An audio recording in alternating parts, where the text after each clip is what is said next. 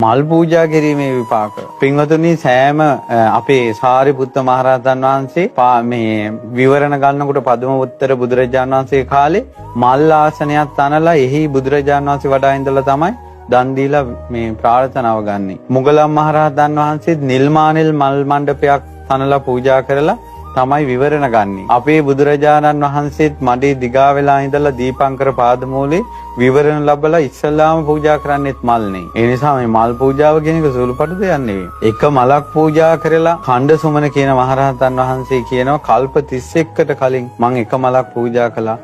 ඒ මල පූජා කරපු පින්බලෙන් කල්ප 31ක් සතර අපායට වැටුන්නේ නැහැ. මම දැන් මේ ගෞතම බුද්ධ ශාසනේ ඉතිරි පිනෙන් තමයි රහත් උනේ කියනවා. මලක් වුණත් පූජා කරනකොට පහන් සිතින් පූජා කරන්න පින්වත්. ඉතින් එක රහතන් වහන්සේ නමක් කියනවා මම චෛත්‍ය පූජාවට ගිහිල්ලා තමන්ගේ ස්වාමියා අතින් ඒ කියන්නේ ප්‍රධානියා දැන් මෙයා 16 මල් කූඩේ මෙයා අරන් යනකොට මලක් බිම වැටුණා. ඉතින් ස්වාමී මලක් බිම වැටුණා. එහෙනම් ඒක උඹ පූජා කරපන් කිව්වා. ආයේ වාද විවාද මොකුත් නැහැ. අර කූඩේ පැත්තකින් තියලා අර බිම වැටිච්ච මල පහන් සිතින් පූජා කළා. ඒ පිනෙන් අපේ බුද්ධ ශාසනය අරහත්ත්වයටපත් වුණා. පුදුම සහගතයි. මල් පූජාව කියන එක සුළු දෙයක් කියලා හිතන්න එපා. මල් පූජාවකට ගරහන්නත් එපා. එක එකනා එක එක විදිහට මල් පූජා කරලා තියෙනවානේ. දැන් බලන්න අපේ රුවන්වැලි මහසෑය සම්පූර්ණයෙන්ම කල්ක අතුරලා සමම් මල් ගහලා තියෙනවානේ මුළු රුවන්වැලි සෑයෙම මල් ඔටුන්නක් වගේ.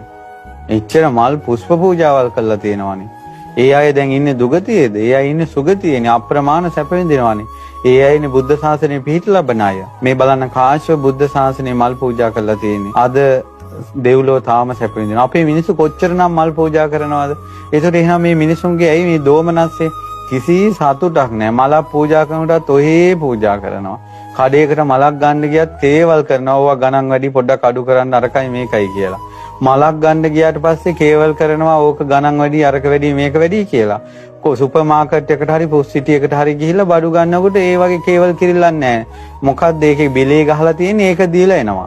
තමන්ගේ සංසාර දුකෙන් නිදහස් වෙන්න මලක් පූජා කරන්න ගනිද්දි 1000ක් දේවල් හිතනවා මුන්ගේ මල් ගණන් වැඩි කියලා. ඉතින් ඒ නිසා මේ කරුණු කාරණා තේරුම් ගන්න අපි කරන කියන දේවල් වලින් අපේ පිනම තමයි බාල වෙලා යන්නේ. ඉතින් ඒ නිසා තව එක රහතන් වහන්සේ නමක් ඉන්නවා. ඒ රහතන් වහන්සේ කලින් ජීවිතේ කළා තියෙන පින තමයි ඒ මල් ආසනයක මල් අපිලිවෙලට තිබිලා ලස්සන මල් ටික පිළිවෙලට හදලා සතුටු වෙලා ඒ පින් බලෙන් තව රහතන් වහන්සේ නමක් මේ පරවිවි යන මල් වලට පැන් ඉහලා පරවෙන මල් වලට ඒ කියන්නේ වේල්ල යන මල් වලට පැන් ඉහීමේ ආනිසංස තමයි මාරක දුර වෙනවා දීර්ඝායුෂ ලැබෙනවා. ශක්තිවිඳු බුදුරජාන් වහන්සේගෙන් දහම් අහා ඉද්දී එතන චුත වෙලා එතනම උපදුනා. කලින් සංසාරේ පරවි යන මල් වලට පැන් ඉහලා